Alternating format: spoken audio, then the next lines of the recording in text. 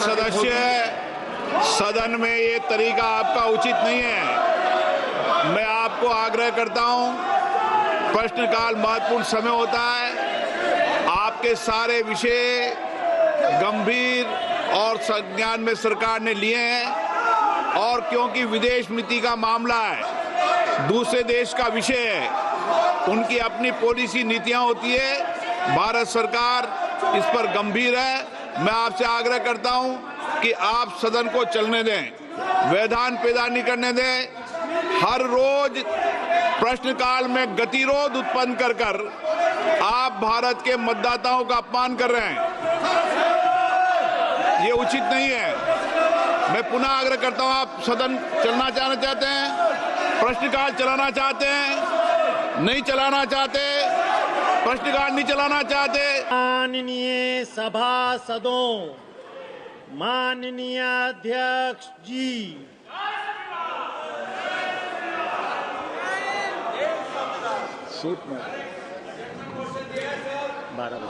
बारह बजे बाद क्वेश्चन नंबर 41 श्री कीर्ति आजाद। मंत्री जी, प्रश्न संख्या 41। माननीय मंत्री जी। Sir, the answer has been placed on the table of the House. ठीक है अध्यक्ष जी, आपके संरक्षण की आवश्यकता।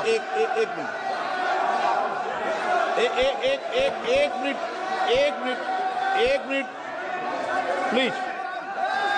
माननीय सदस्यगणों, आपकी चिंता सरकार के ध्यान में है और ये विदेश नीति का मामला होता है, दूसरे देश का विषय है, भारत सरकार के संज्ञान में है। इसलिए मेरा आपसे निवेदन है कि प्रश्नकाल महत्वपूर्ण समय होता है और प्रश्नकाल के महत्वपूर्ण समय में मतदाताओं की चिंताएं, उनकी समस्याएं, उनकी कठिनाइयों को हम उठाने का प्रयास करते हैं और सरकार जवाब देती है।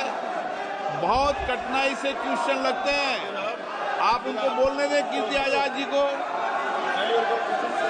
आप सहयोगी दल को व्यवधान पैदा कर रहे हैं, उनको नियोजित तरीके से प्रश्न उठाने देना चाहते हैं। नियोजित तरीके से सदन को व्यवधान करना, सदन में गतिरोध पैदा करना, ये संसदीय परंपराओं के अनुरूप नहीं है। मेरा आपसे आग्रह है, आप अपने अपने विषय में उठे। 12 बजे आपका विषय आएगा, उस समय आप चर्चा करना। अध्यक्ष महोदय, मुझे आपके संरक्षण की आवश्यकता पड़ेगी। मैंने प्रश्न पूछा जो पहले भी एक बार पूछा जा चुका है पिछले सदन में। यहाँ पर जवाब 2023 में सिविल एविएशन मंत्रालय ने दिया था और अभी भी उन्होंने कहा है कि नमो drone DD scheme ministry of agriculture and farmers का मैं समझ में आता है। मुझे आश्चर्य है कि civil aviation, department of fertiliser और डिपार्टमेंट ऑफ एग्रीकल्चर में आपसी विरोधाभास है।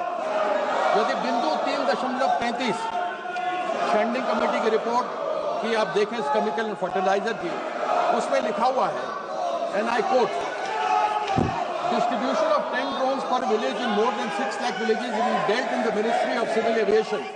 The scheme is not related to Department of Fertilizer.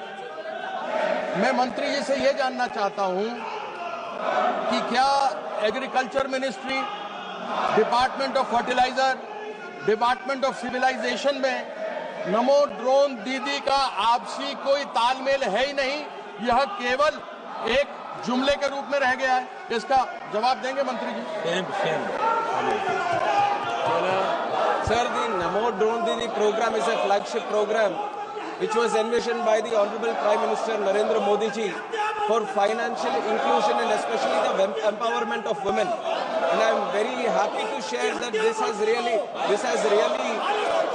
improved the earning of the women, in which we have done this thing also, sir.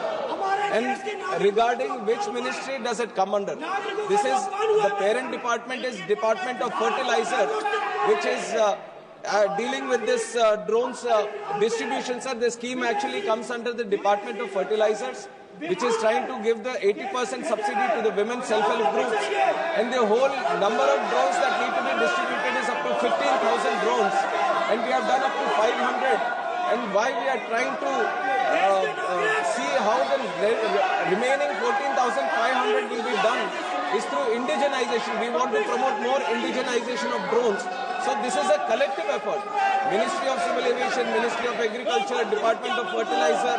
Collectively we want to see and promote the utilization of drones in agriculture because we see a direct impact, especially in the earnings that the usage of drones can give to the owner of the drone, and also the impact it can have in the agricultural production and the reduction of the fertilizer or pesticides that get used in agriculture, sir. And the figure of distributing these 10 drones, this has come up in a discussion between these ministries when we were trying to promote, to look at the potential itself. What will be the potential? We have come up with the aspirational figure that we can have at least 10 drones per village. And initially through the Namo Drone Didi program, we are doing 15,000 drones. Distribution 500 have been done. And in the remaining time period, stipulated time for the Drone Didi in these 3 years, we are going to see that the remaining 14,500 drones are also going to be distributed. Supplementary. Sir देखिए विरोधाभास आ गया। मैंने कहा मुझे आपके संरक्षण की आवश्यकता है। 3.33 स्टैंडिंग कमेटी की जो रिपोर्ट है उसमें लिखा हुआ है, and I quote, distribution of 10 drones per village is more than 6 lakh villages is being dealt in Ministry of Civil Aviation. This scheme is not related to Department of Fertilizer. अभी मंत्री जी ने कहा कि डिपार्टमेंट ऑफ फर्टिलाइजर का है, लेकिन ये standing committee की रिपोर्ट है जो बोलती है कि नहीं है। तो मैं ये जानना चाहता हूं कि ये स्कीम है तो किसका है।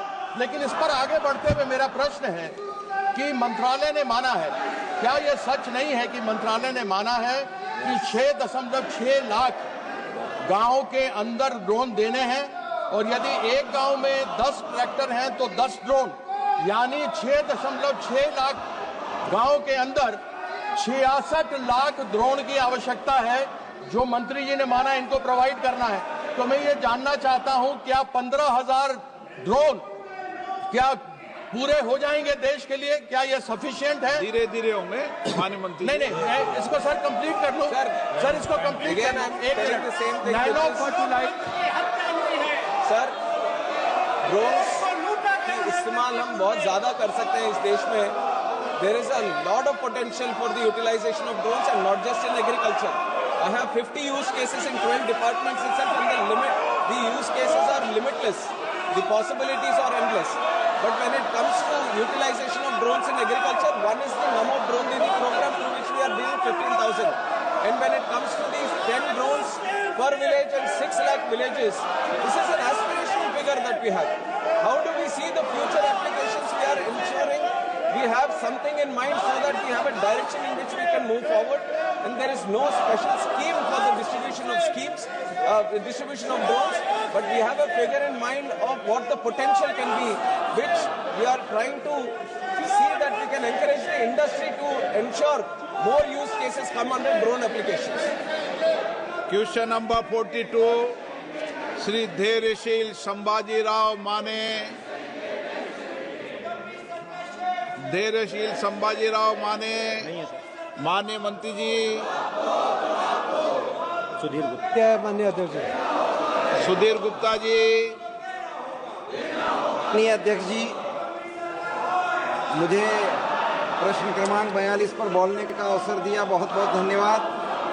मैं आपके माध्यम से माननीय मंत्री जी को धन्यवाद भी दूंगा कि जल गुणवत्ता और निगरानी के लिए और देश में एक मैकेनिज्म विकसित किया है, और इसके लिए जो गाइडलाइन जारी किया उसको संक्षिप्त पुस्तिका के रूप में प्रकाशित भी किया है।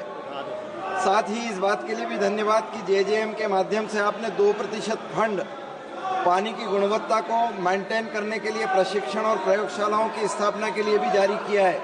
मैं जानना चाहता हूं कि क्या ये प्रयोगशालाएं पूरे देश में जिला स्थानों पर या संसदीय माननीय सदस्य, सदन में ये तरीका आपका उचित नहीं है। मैं आपको आग्रह करता हूं, प्रश्नकाल महत्वपूर्ण समय होता है, आपके सारे विषय गंभीर और संज्ञान में सरकार ने लिए हैं और क्योंकि विदेश नीति का मामला है, दूसरे देश का विषय है, उनकी अपनी पॉलिसी नीतियां होती है।